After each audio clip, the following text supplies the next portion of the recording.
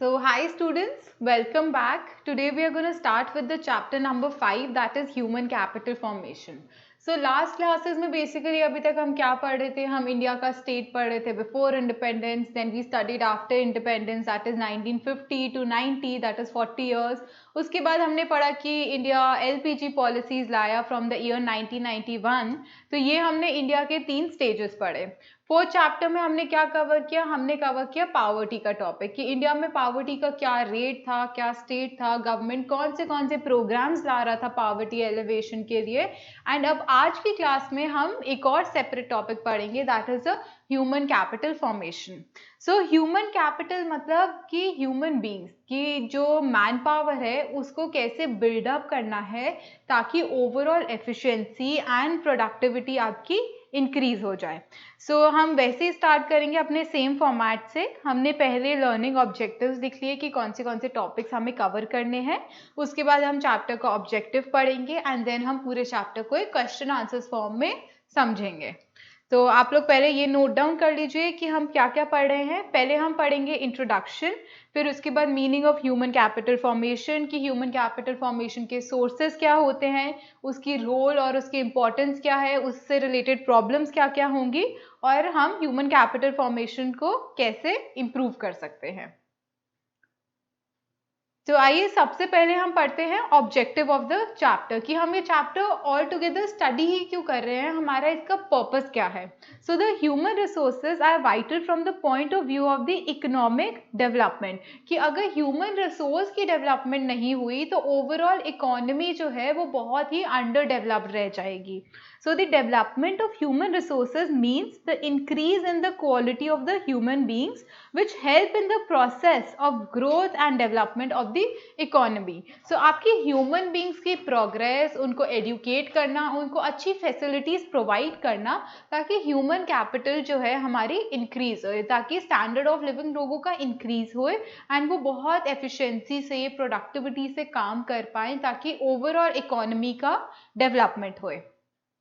सो इस चैप्टर का basic objective किसके अराउंड रिवॉल्व करेगा, ह्यूमंस कैपिटल ह्यूमन की कैसे इंक्रीज होएगी. ओके तो आइए पहले बेसिक डिफरेंस पढ़ते हैं. अब ये डिफरेंस भी कहलाएगा, इन दोनों टर्म्स का मतलब भी कहलाएगा. सो अगर आपको इंडिविजुअली क्वेश्चन आए कि डिफाइन फिजिकल कैपिटल या डिफाइन ह्यूमन कैपिटल या right a brief note on physical capital और ह्यूमन कैपिटल, आप ये डिफरेंस के पॉइंट्स ही ले लेंगे और आप उन्हें एक पैराग्राफ फॉर्म में अरेंज कर देंगे. अगर आपको दोनों के बीच में डिफरेंस आएगा तो आप उसको इसी फॉर्म में प्रेजेंट करेंगे. ओके सो ये एक क्वेश्चन से आपके 2-3 क्वेश्चन कवर हो जाएंगे.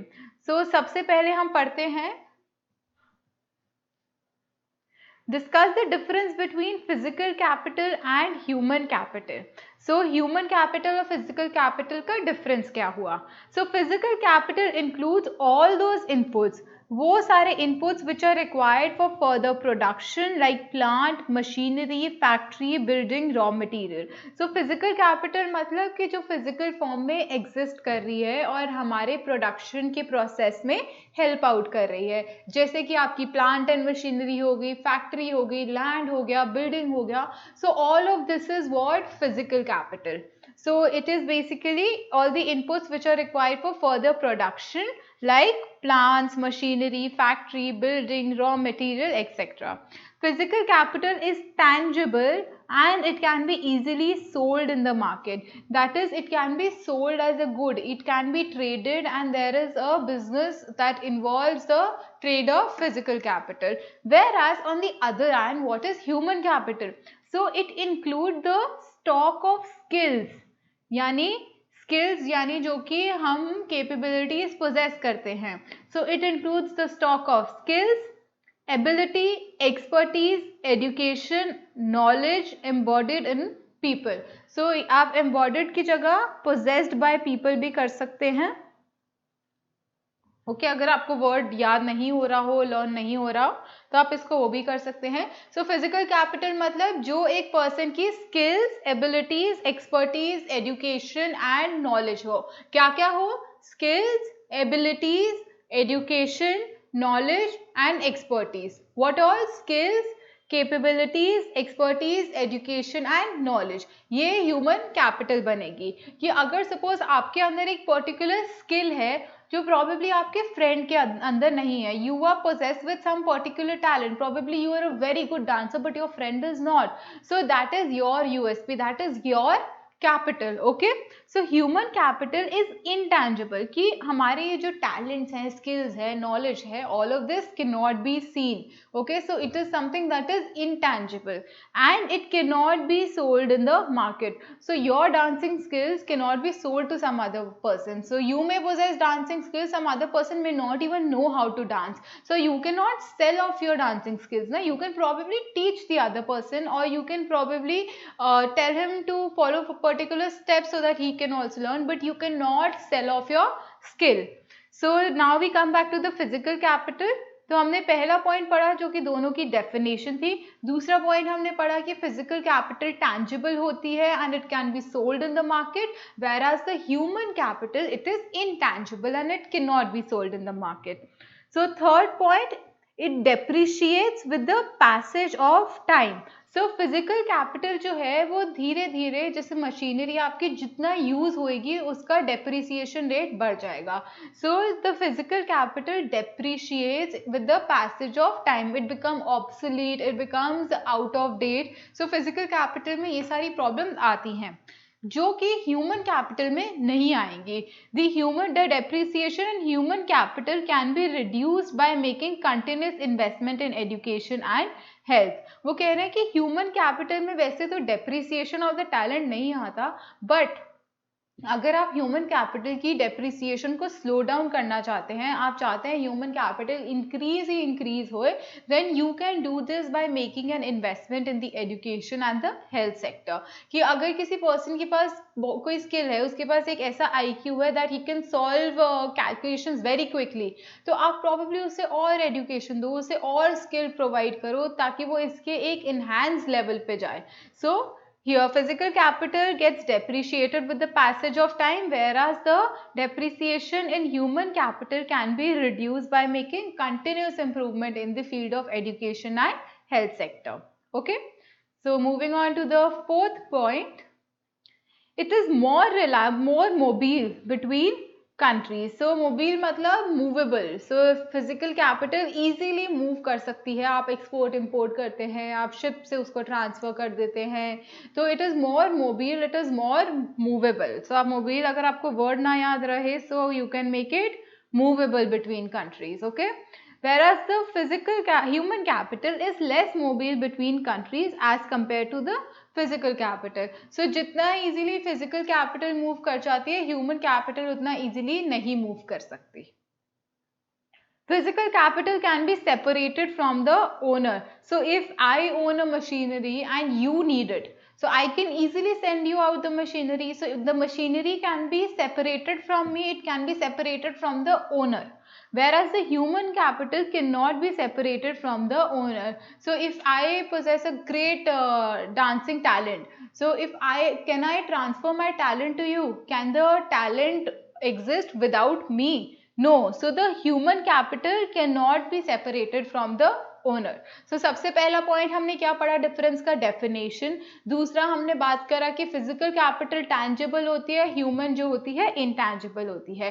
थर्ड हमने पढ़ा physical capital depreciates where the human capital depreciation can be reduced down by continuous investment in education and health sector. Fourth हमने पढ़ा physical capital is movable, more movable between the countries, whereas human capital is not very mobile between the countries.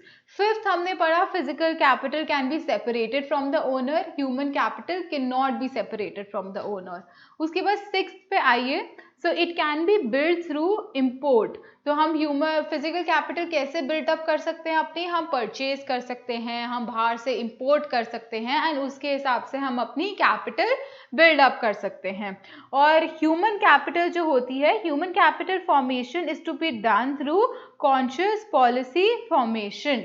हम इसको import नहीं कर सकते, हमें बहुत ही अपनी स्ट्रैटेजिकली ह्यूमन कैपिटल को इंक्रीज करना पड़ेगा। हम प्रॉबेबली उन लोगों को अपनी कंपनी में पुल करें जो ये ह्यूमन कैपिटल को पोजेस करते हैं। सो ऐसा नहीं है कि ह्यूमन कैपिटल आप बहुत इजीली कहीं से खरीद लिया आपने जाके, नहीं, you have to very strategically make a plan to possess human capital.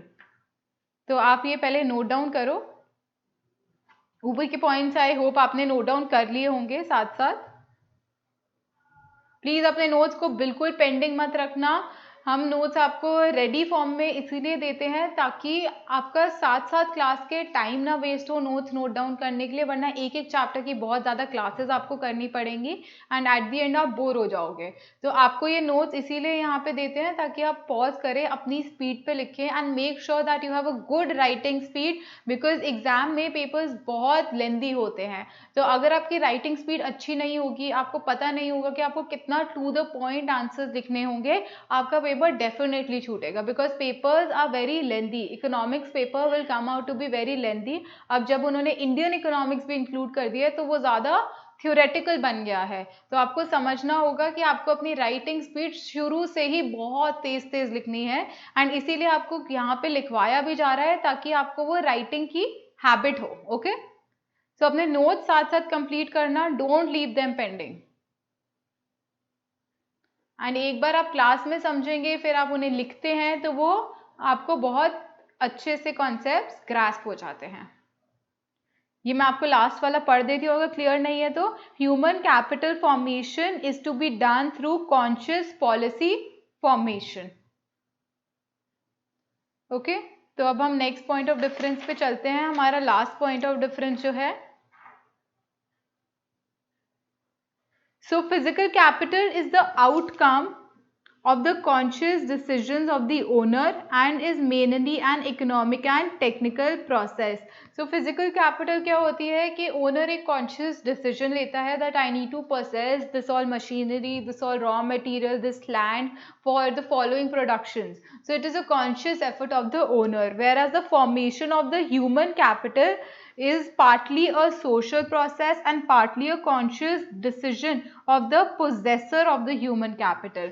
जो ओनर है, जो पोजेस करना चाहता है ह्यूमन कैपिटल को, it's not his decision, so the conscious decision is of whom the possessor of the human capital. तो ये आपका लास्ट पॉइंट ऑफ डिफरेंस था, प्लीज इसे नोट डाउन कर लो। तो आइए नेक्स्ट क्वेश्चन पे चलते हैं, which basically says how people become resources, कि आप और मैं रिसोर्स कैसे बन सकते हैं, how can we be more useful, how can we become an important resource. So people become resources by using their skills, knowledge, productivity and intelligence. Skill, knowledge, productivity and abilities. So when human resource is further developed by becoming more educated and healthy, we call it a human capital formation. So जब भी आपके resource कैसे बनेंगे, अगर आप में कोई particular skill है, suppose for your school you are the best athlete they have, so you become a resource for them because you possess the skill of running faster than others.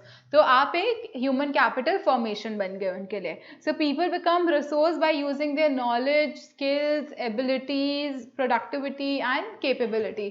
ये जो skills हैं ये improve कैसे हो सकती है, by providing you more education, by giving you more training and by providing you more health facilities. So what do you understand by human capital formation? अभी तक हम बात कर रहे हैं human capital formation, ये education से increase हो सकती है, health sector से increase हो सकती है, but हमारा human capital formation होता क्या है exactly? So human capital formation, that is HCF, इसका abbreviation हमने कर दिया, refers to the development.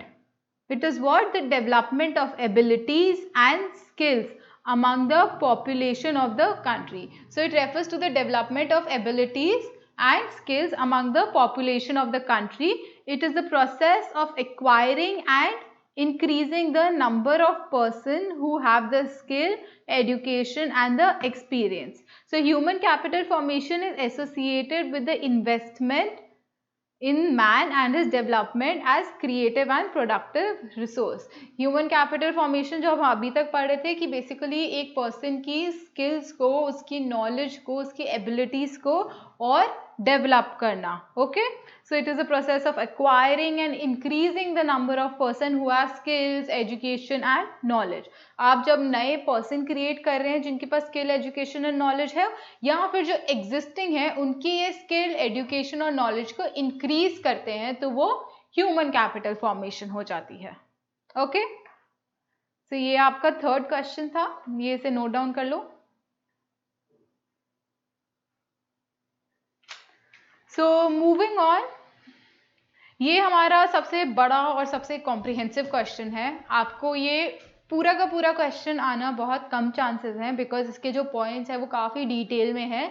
सो इसमें आपको किस तरह का क्वेश्चन आ सकता है, जैसे हमने पहले पढ़ा था कि जो क्वेश्चन बहुत डिटेल्ड होगा, या तो उसके एक पॉइंट पे वो आपसे क्वेश्चन फ्रेम कर लेंगे, या प्रॉबेबली उसके दो पॉइंट्स को कंबाइन करके आपसे क्वेश्चन फ्रेम कर लेंगे. अगर आपको सारे पॉइंट्स का एक क्वेश्चन बना, तो you have to make sure that you write the answers very briefly.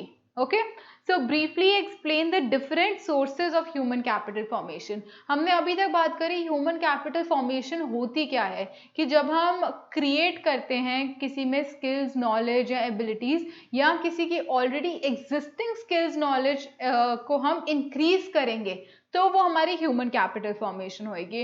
But ये जो क्रिएशन और ये जो इंक्रीज है, ये होगा कैसे, तो वो अब हम पढ़ते हैं कि what are the sources of human capital formation. So there are a number of ways by which the human capital can be increased. The different sources are, the first one is your expenditure on education. आपके जो इसमें पहले दो source हैं, that is education and health. These are the two most important sources. Okay, so probably you write them down that the education and health are the two most important sources of human capital formation. So पहला वो कहते हैं कि education पे खर्चा करो, expenditure on education. So proper utility of the manpower depends on the system of education and training of people. So उनकी जो यूटिलिटी है, उनका जो कंजम्पशन ऑफ मैन पावर है, वो किस पे डिपेंड करता है कि उनके पास क्या एजुकेशन है, उनके पास क्या रिसोर्सेज हैं, क्या वो ट्रेनिंग है उनके पास. So the labour skill of an educated person is more than that of an uneducated person, which enables him to generate more income than the uneducated person. So educational opportunities of the nation accelerates the development process. So जो एक educated person है, उसको obviously एक uneducated person से ज़्यादा salary मिल रही है, उस educated person की ज़्यादा demand है market में. इसीलिए वो कह रहे हैं कि जो education system है एक nation का, उसको accelerate करो, यानी उसको और grow करो, so that people can use it, people can basically have education and they can increase the process of human capital formation. So individual invest in education to increase their future income and raise their standard of living. हम सब क्यों पढ़ रहे हैं? कुछ ऐसा तो नहीं है कि हमें पढ़ाई से बहुत ज़्यादा लगाव है, कईयों को होगा भी, बट हम मोस्टली इसलिए पढ़ रहे हैं कि अच्छा अच्छे से पढ़ेंगे, we'll get a good salary, we'll get a good job, and then हम बहुत अच्छे से पैसे कमाएंगे and our standard of living will increase. So basically individual क्यों इन्वेस्ट करते हैं एजुकेशन में? So that he could generate a income for himself और he could increase his standard of living. So education contributes to economic growth because first education confers higher earnings, कि education की वजह से ज़्यादा कमाई आती है. एजुकेटेड पर्सन को एनी डे अनएजुकेटेड पर्सन से ज़्यादा पे पैकेज मिलेगा ही मिलेगा. So education confers higher earning capacity on people. It gives better social standing and pride. You feel better when you move in a society. आप college करेंगे, उसके बाद MBA करेंगे, so जितनी ज़्यादा डिग्रीज आप लेते जाते हैं, जितने अच्छे कॉलेज से आप पढ़ते हैं, जितनी अच्छी डिग्रीज आप लेते जाते हैं, it basically boosts up your confidence, your pride, and you move around the society very easily. So it enables one to make better choices in life. अगर आप educated होंगे, आपको चीज़ों के बारे में पता होगा, you will have a knowledge about them, तो आपकी life की choices, आपके life के decisions जो है वो better हो जाते हैं. It provides knowledge to understand the changes taking place in the society. So जब आपके पास education होती है, जब आपको basics पता होते हैं, तो आपको पता चलता है कि society में हो क्या रहा है, कि आपके इस nation में भी क्या हो रहा है, कि अगर there is some political crisis going on or there is some other calamity going on or there is some good thing that's going on around you, so you are able to understand it, you are able to analyze it. This is why, because you possess the knowledge, you possess the skill, you possess the education to understand it. Okay, so it also stimulates innovation, कि आपको education help करती है आपको innovate करने में, कि आपके जो दिमाग में आइडियाज़ हैं आप उन्हें इम्प्लीमेंट कर सके, आप उन्हें इन्हांस कर सके और उन्हें यूज़ कर सकें. Then it facilitates adoption of new technology. तो आपकी कोई भी नई टेक्नोलॉजी आएगी तो आप उसको ईजिली एडॉप्ट कर सकते हैं, अंडरस्टैंड कर सकते हैं और यूज़ कर सकते हैं. अब आप ये खुद ही देखिए कि आप एजुकेटेड हैं, आपको फ़ोन्स जो हैं बहुत इजीली यूज़ करने आते हैं, आपको लैपटॉप्स यूज़ करने आते हैं, आपको कंप्यूटर्स यूज़ करने आते हैं. Why? Because you are being given the knowledge to use all of this. आपकी कंप्यूटर क्लासेस होती हैं, वहाँ पे आपको सिखाया जाता है कि कंप्यूटर कैसे यूज़ करते हैं. So it's education that's being provided to you, जो आपको हेल्प करती है ये सारी चीज़ों को यूज़ करने में, यूटिलाइज करने में, एडॉप्ट करने में. ओके, सो एजुकेशन इस हिसाब से इकोनॉमिक ग्रोथ में कंट्रीब्यूशन देता है अपना. So expenditure in education is one of the most important source of human capital formation. जितने ज़्यादा education provide होगी उतना human capital formation हमारा strong बनेगा. ओके, सो आपने ये नोट डाउन कर लिया है, ऊपर का पार्ट आप कर चुके होंगे. ओके, इसको यहाँ एक बार पॉज करिए और फिर यहाँ पे कर लीजिएगा अगर आपका कुछ कटा हुआ पार्ट रह गया तो.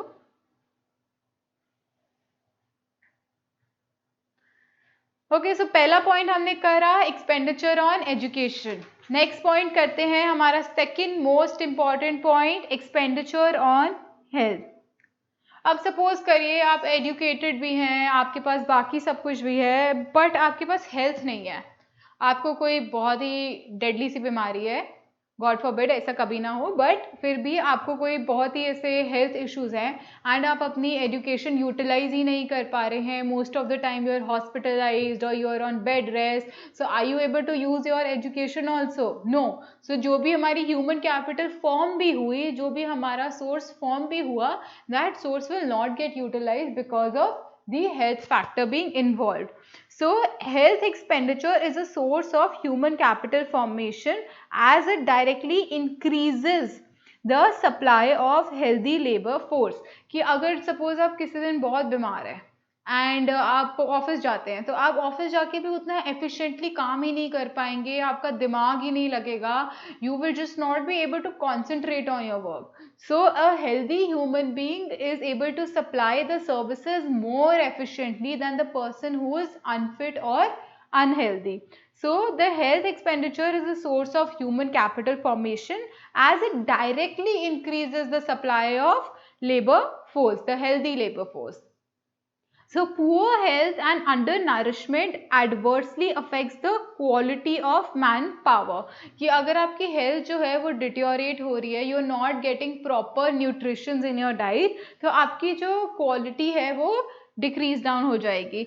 Sick labor without medical facility is compelled to abstain from work and there is loss of productivity. जो बीमार होते हैं they probably cannot go for work and इसकी वजह से overall जो working होती है वो affect हो जाती है और productivity गिर जाती है. Adequate, आपको ये दिख रहा है ना? So adequate food and proper nourishment to people along with adequate health and sanitation facilities. आपको क्या क्या चीज़ें प्रोवाइड करनी है? Adequate food, nourishment, health and sanitation facility lead to qualitative improvement in the human capital. So forms of health expenditure कौन से होते हैं आपके? एक होता है preventive measure also known as vaccination, कि किसी चीज़ के आने से पहले ही जैसे बच्चों को बचपन में ही वैक्सीनेशन दे दी जाती है ताकि वो जो डिजीजेज हैं वो उन पे ना आए. So it is a preventive measure. ऐसा नहीं होता कि उनको डिजीज आ गया फिर उनको वैक्सीनेशन दी गई है, नहीं, vaccination is a preventive measure, it is given before. Okay, then curative medicine, that is the medical intervention during illness, कि आप बीमार होते हैं, आप medicines लेते हैं, that is a curative medicine.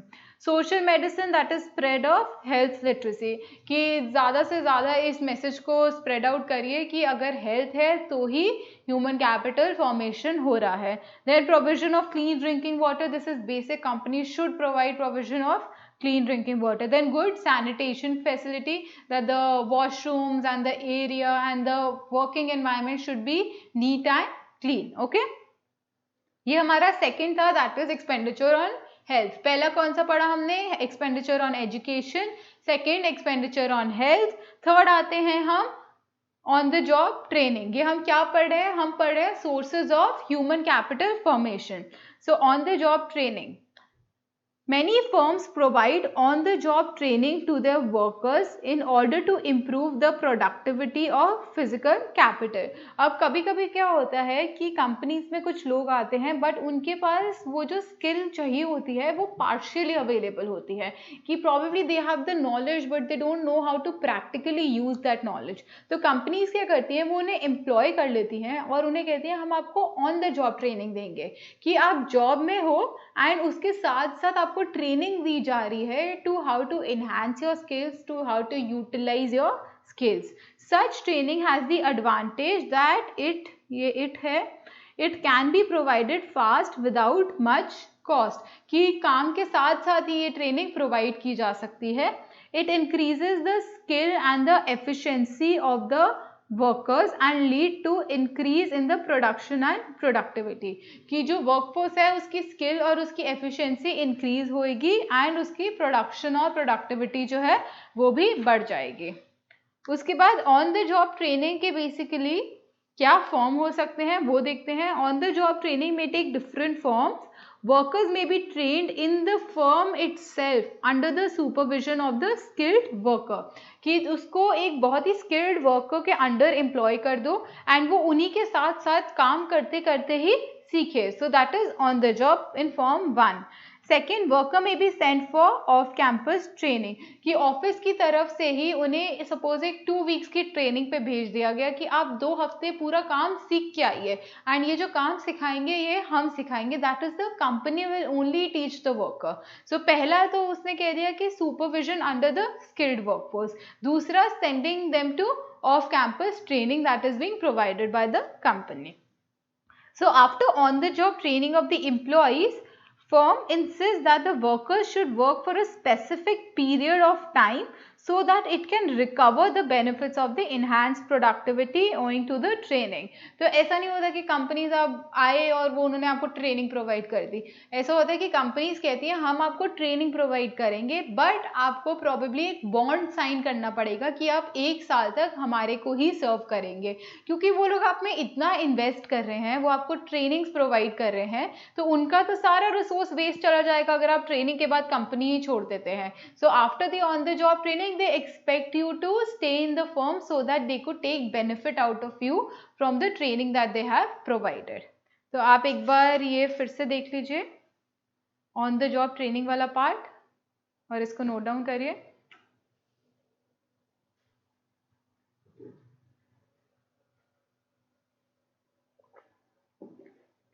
मैं पेज टर्न करती हूँ. ये आपका बाकी का पार्ट है इसका ऑन द जॉब का. पॉज करो यहाँ पे and just right it down first.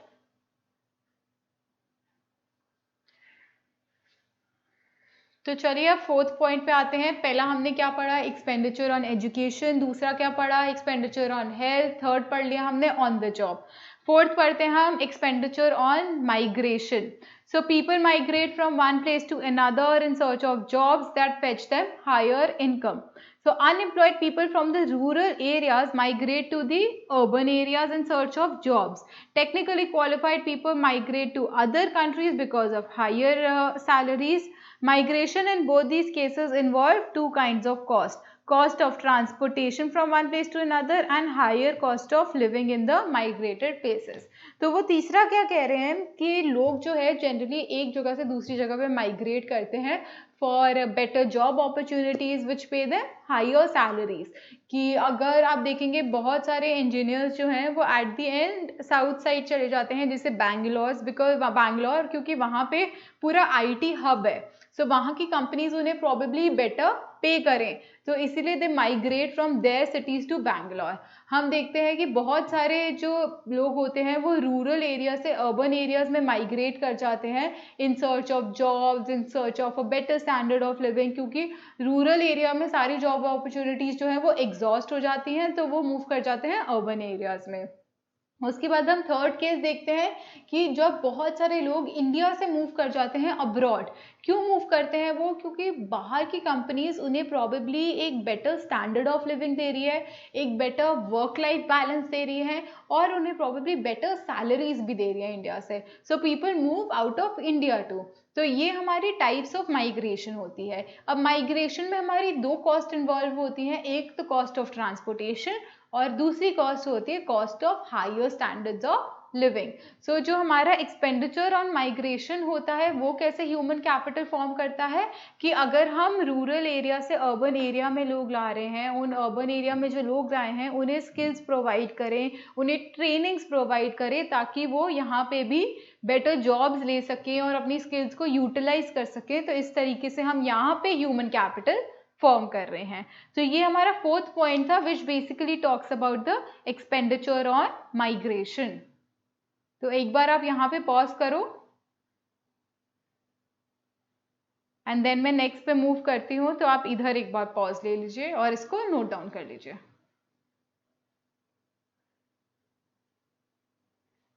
Okay, so now we move forward. हमारे लास्ट पॉइंट पे आते हैं which basically talks about the expenditure on information. So expenditure is incurred to acquire information. Information acquire करने के लिए हम expenditure incur करते हैं relating to the labour market and other market. It involves the amount spent on seeking information about education institution, their educational standards and cost of education. Example, people want to know the level of salary associated with the various types of job, whether the education institute provide the right type of employable skills and at what cost. कि जब आपको कुछ information retrieve करनी होती है तो उस पर आप एक्सपेंडिचर करते हैं, ताकि आप जान सके कि जो एजुकेशन इंस्टीट्यूट्स हैं वो उस तरह की स्किल्स बच्चों में प्रोवाइड कर रहे हैं या नहीं कर रहे हैं, जो कि उनको जॉब के लिए हेल्प आउट करेगी या नहीं करेगी। सो आपके इसमें 5 पॉइंट्स आपने कवर करे sources of human capital formation में। मेरे साथ साथ एक बार रिपीट करिएगा। First point, expenditure on education. Second, expenditure on health. Third, on the job training. Fourth, expenditure on migration. And fifth one, expenditure on information. Okay, so ये हमारे 5 sources of human capital formation थे। तो इसमें probably वो आपको expenditure on education या expenditure on health को combine करके क्वेश्चन पूछ सकते हैं। मैं इसका ऑल्टरनेट फॉर्म ऑफ क्वेश्चन आपको नेक्स्ट क्लास में लिखवाऊंगी, एंड वो प्रॉबेबली आपको एक 3 marker on the job training के बारे में भी पूछ सकते हैं। Okay, so now we move on to the fifth question which talks about how does the investment in human capital contribute to growth. कि हम जो ये ह्यूमन कैपिटल में इन्वेस्ट कर रहे हैं ये ओवरऑल नेशन की ग्रोथ में कैसे हेल्प आउट कर रहा है। So we have to create a link, we have to create a nexus, we have to create a connection between 2 things, human capital and the growth. So investment in human capital contributes to the growth of the economy. How? Higher production and productivity.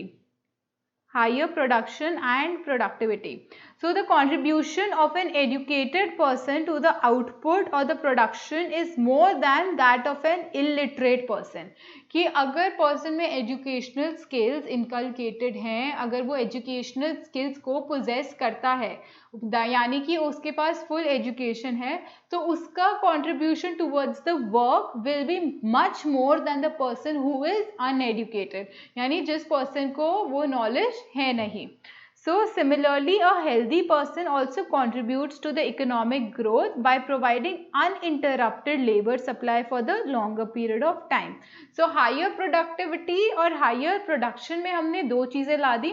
पहली हमने ला दी कि education कैसे help करेगी और दूसरी हम ले आए कि हेल्थ फैसिलिटीज़ कैसे हेल्प करेगी, कि जो पर्सन हेल्दी होगा, जो पर्सन फिट होगा, वो अनइंटरप्टेड सर्विस प्रोवाइड करेगा, दैट इज वो कंटिन्यूसली सर्विस प्रोवाइडेड करेगा, रादर देन वो पर्सन जो कि अनहेल्दी होगा या सिक होगा, बिकॉज उसका नेचुरली उसका प्रोडक्टिविटी का लेवल जो है वो गिरा हुआ होगा. सो पहला पॉइंट इसमें आपने पढ़ा higher production and higher productivity. Okay. Second, promotes invention, innovation and technological improvement. So the human capital formation not only increases the productivity of the human force, but it also stimulates innovation and creates ability to absorb new technology. So education provides knowledge to understand changes in the society and scientific advancements, thus facilitates invention and innovation. Similarly, the availability of educated labor force facilitates adoption of new technology. तो इसमें basically उन्होंने हमने जो पहले points पढ़े थे उन्हीं को ही थोड़ा इम्प्रोवाइज्ड फॉर्म में लिखा है और उन्होंने उन पॉइंट्स को ग्रोथ से लिंक करने की कोशिश की है, जिसमें वो पहले बोलते हैं that it increases the productivity and the production. वो बात करते हैं कि एजुकेटेड पर्सन जो होगा वो ज़्यादा आउटपुट देगा, तो आपको एजुकेशन में इन्वेस्ट करना ज़रूरी है. सिमिलरली हेल्दी पर्सन जो होगा वो अनइंटरप्टेड सर्विस देगा, तो इसीलिए हेल्थ फैसिलिटीज़ में इन्वेस्ट करना ज़रूरी है. दूसरा वो बात करते हैं कि अगर पर्सन में एजुकेशन होगी, स्किल्स होंगी, एबिलिटीज़ होंगी, तो वो इनोवेटिव आइडियाज़ के साथ आएगा, वो नई नई इन्वेंशंस लाएगा, वो न्यू टेक्नोलॉजी को इजीली एब्जॉर्ब कर पाएगा और अडॉप्ट कर पाएगा. तो इसीलिए ह्यूमन कैपिटल फॉर्मेशन जो है वो नेसेसरी है. और जैसे ही प्रोडक्टिविटी इंक्रीज होएगी, प्रोडक्शन इंक्रीज होएगी, हमारे ग्रोथ के लेवल्स इंक्रीज हो जाएंगे. सिमिलरली अगर इनोवेशन आएगी और न्यू टेक्नोलॉजी इजीली एब्जॉर्ब होएगी, तो हमारा टोटल जीडीपी जो है वो राइज अप हो जाएगा. तो इस तरीके से उन्होंने source of human capital formation और ग्रोथ को लिंक कर दिया. ओके. सो नेक्स्ट क्वेश्चन पे आते हैं. आप लोगों ने पिछला एक बार फिर से दिखा देती हूँ मैं, ताकि अगर आपका जल्दी में कुछ मिस हुआ हो तो. सो एक बार यहाँ पॉज लीजिए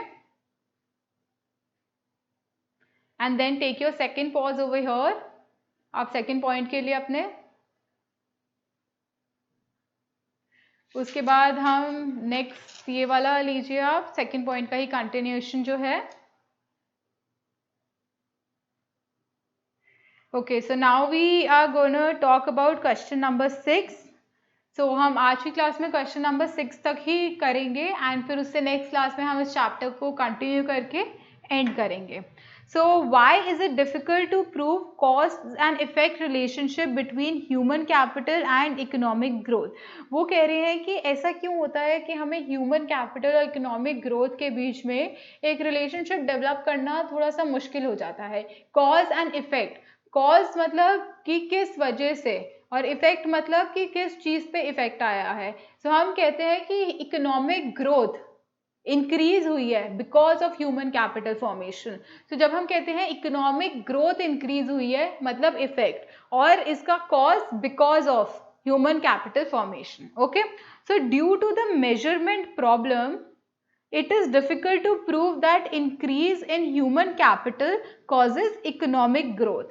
So for example, education measured in terms of the years of schooling, teacher-pupil ratio, enrollment rate may not reflect the quality of education. कि इन सब से quality of education नहीं reflect हो रहा है, हमें ये नहीं पता चल रहा है कि whether the right education is being provided or not. ये सारे measurement के terms हमारे directly economic growth पे link ही नहीं कर पा रहे. Similarly, health services measured in terms of monetary terms or life expectancy or mortality rate may not reflect the true health status of people in the country. कि इन सब rate से हमें actually में नहीं पता चल रहा है कि लोगों की हेल्थ की कंडीशंस क्या हैं, हमें उनका डिटेल हेल्थ एनालिसिस पता ही नहीं चल पा रहा है, इसीलिए हम उन्हें मेजर ही नहीं कर पा रहे. So it means it is difficult to establish a relationship of cause and effect from the growth of human capital to the economic growth. However, growth in each sector has reinforced the growth in the other sector. तो इसमें अब हमारा क्या हो रहा है कि हम कह रहे हैं कि ये जो एजुकेशन में या हेल्थ सेक्टर में हम जो क्राइटेरियाज ले रहे हैं, हम जो रेशोज ले रहे हैं, वो रेशोज हमारा एक ट्रू पिक्चर नहीं रिफ्लेक्ट कर पा रहे, वो प्रॉपरली हमें बता नहीं पा रहे कि इकोनॉमिक ग्रोथ हो रही है या नहीं हो रही, even though it is reinforcing growth in some or the other sector, but it is not truly reflecting the economic growth. तो इसीलिए ये जो मेजर्स हैं हम अच्छे से यूज नहीं कर पा रहे। तो आज की क्लास में हम इतना ही करेंगे, नेक्स्ट क्लास ऑनवर्ड हम इस चैप्टर को प्रोसीड करके एनसीईआरटी के क्वेश्चंस करके डिस्कस हम इस चैप्टर को क्लोज डाउन करेंगे। So you guys just complete down all your notes, उनको प्रॉपरली लिख लेना, don't leave them pending, and I will see you guys in the next class then. Thank you so much.